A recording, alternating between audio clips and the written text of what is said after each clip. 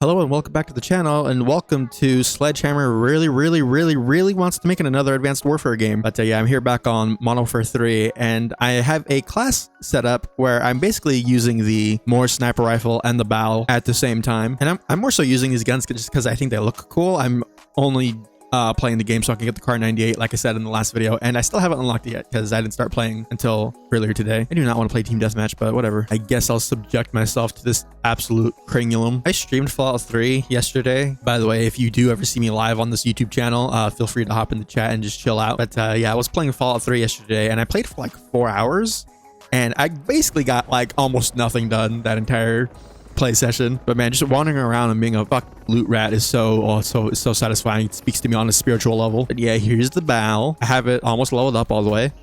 Oh, this goofy app P90 magazine.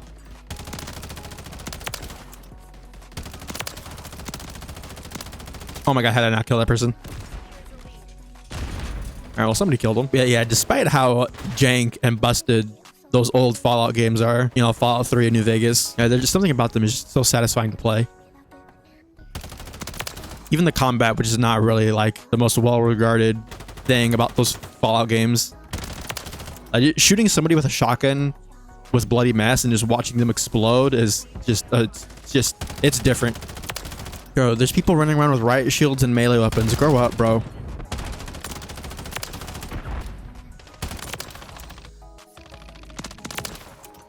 It's gonna be a low kill game because we're playing team deathmatch anyways. I feel like team deathmatch would be less bad if the score limit would just increase, just baseline. I think they actually increase it if you're playing on shipment, although I might be wrong about that.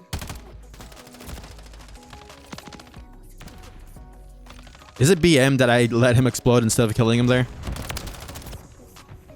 I'll let you decide. Apparently there's going to be a Sony State of Play thing where I guess they're going to reveal some PlayStation games, and I can't wait for nothing Bloodborne related to be announced there because there never ever will be, despite the fact that they would literally print shit gore $1 billion if they ever ported Bloodborne to literally anything. But you know, there's also like a stat that came out recently talking about how what was the number, like 40-50% of PlayStation players are still on the PlayStation 4.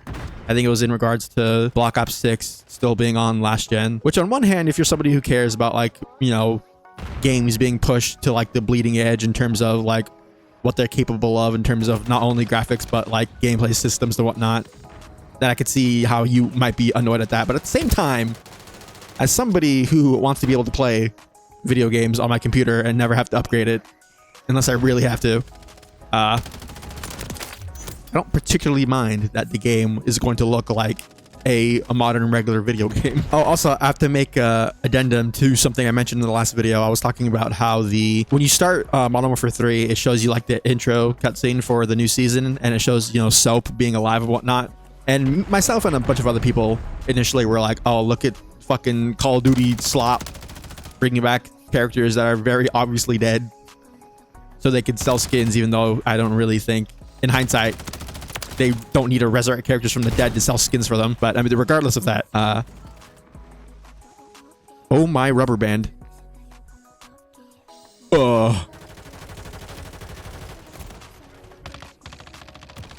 Oh my god. Well, I somehow leveled up my gun, even though I'm like traveling through the Twilight Zone right now. Are we good? Are we back? We're so back. We're so back, I think.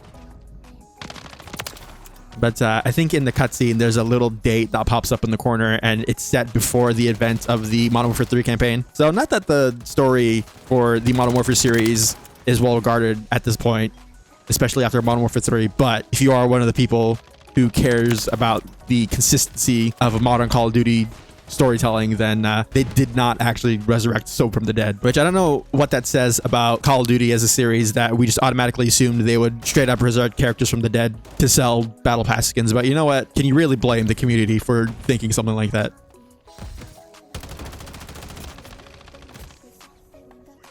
You know, I know that guy has a riot shield, but my monkey brain is just like, yes, keep shooting him, eventually he will just die. I don't know whether it's just the lobbies that I'm getting into or whether it's actually just the gun, but this gun feels really strong.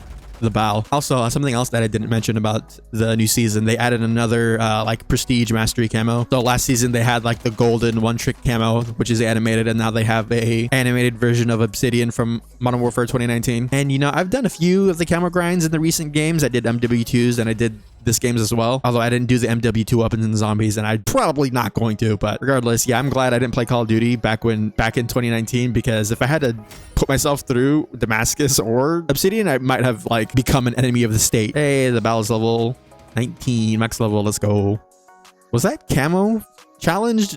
Eggs? I'm sorry. All right, I just need to finish this last sector, and then I'll have the Kar 98 that I'll probably have to wait until tomorrow because it's getting late and I need to edit this video and still upload it. But we'll go one more. You know, I remember mentioning in one of the X-Defined videos that I made a few days ago about being a small YouTuber and how I don't really go out of my way to watch videos from other small channels.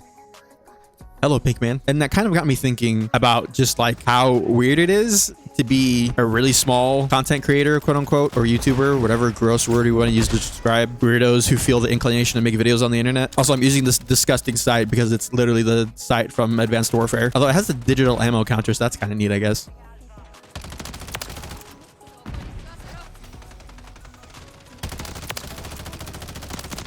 But yeah, you always hear stories about how, you know, insert whatever popular YouTuber you watch, you know, maybe it's in like a Draw My Life or just a general like Q&A video or whatever, where they talk about how, you know, when their channel was smaller and what that was like and everything. But I never hear like current small YouTubers talk about their experience, you know, making videos and being a creator of sorts. Like one of the biggest things that I feel like isn't really talked about all that often is like people who do this and also have real life jobs. Oh, it's really like weirdly surreal, because it's like I don't tell people that I do this because I don't think I'm at a point where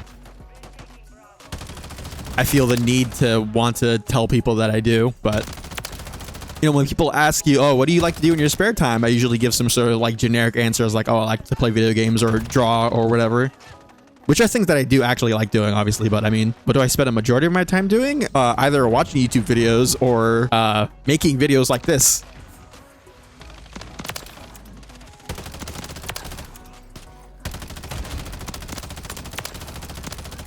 God, this gun is so satisfying to use. Oh my God.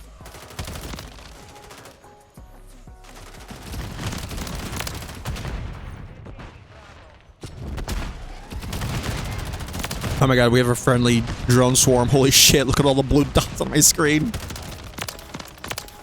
This has to be one of the most BM kill streaks to be in a Call of Duty game. It's like, oh, what if we just launched 6,500 killer drones at the enemy team, and especially on small maps like this, where there's not a lot of places to hide inside.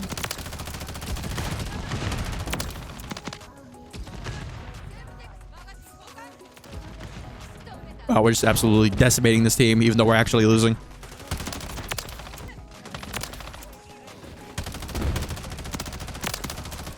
But going back to the whole YouTube thing, it's really weird. It's this type of thing where, you know, whether I'm making a video or whether I'm streaming, I have to kind of sit there and pretend like I'm already doing this as like a quote unquote popular YouTuber. Like I basically have to pretend and sit here and talk to myself, especially while streaming.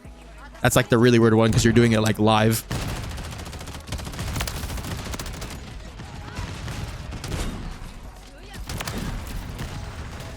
What is happening?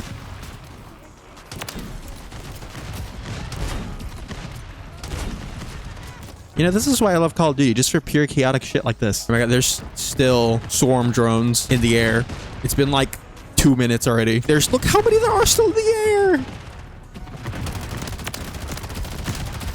This has to be the most fucked lobby I've actually ever been in, where I'm actually winning. Like, this is absolutely diabolical. But I tell you, it's a piece of advice that a lot of, you know, streamers and YouTubers give, you know, to people who want to do this, is one, you have to do it and sort of pretend like you're already doing it as like a job, or like you're already a really big YouTuber. Because if you're constantly thinking about how, you know, nobody is watching your videos, quote unquote nobody, and you're constantly worrying about subscribers and followers and all that, then you get into your own head and you're constantly just being negative to yourself.